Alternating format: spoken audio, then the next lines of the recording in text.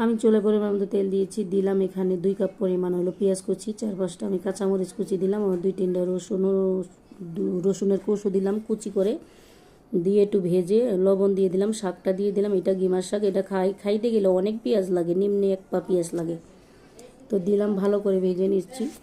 এই শাকটা রান্না করা খুবই সহজ, পেঁয়াজ কাঁচামরিচ একটু রসুন দিলে হয়ে যায়, এখানে কোনো কিছু লাগে না। আর তো খেতে কিন্তু ভীষণ মজা, আপনারাও খেয়ে দেখবেন। তো আমি এখানে পরিমাণ মতো চুলায় তেল দিয়ে আর পেঁয়াজ কুচি রসুন কুচি দিয়ে দিলাম, আর এখানে দিলাম কাঁচামরিচ কুচি, তো এখানে একটু ভেজে নিচ্ছি।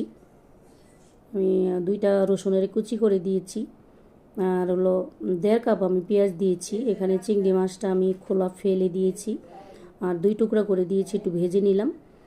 এখানে আমার মশলাগুলো অ্যাড করব, দিলাম আদা রসুনের পেস্ট 1/2 চামচ হলো হলুদের গুঁড়া, সামান্য মরিচের গুঁড়া, স্বাদ মতো লবণ দিয়ে কষিয়ে নিলাম, একটু সামান্য মরিচের গুঁড়োও দিলাম, দেখলাম কম হয়ে গেছে আবার একটু দিয়ে দিলাম। তো এটা মিষ্টি আলু রান্না করব আজকে, এভাবে চিংড়ি মাছ দিয়ে। আমার মতো কে কে মিষ্টি আলু দিয়ে চিংড়ি মাছ খান অবশ্যই জানাবেন। আমার ইউটিউব চ্যানেলের নাম নাজমা রান্নাঘর, অবশ্যই সাবস্ক্রাইব করে দিবেন। আমার চ্যানেলটাকে ভালো লাগলে অবশ্যই ফলো দিবেন, জানাবেন কেমন হলো। তো আমি নাজমা, আল্লাহ হাফিজ।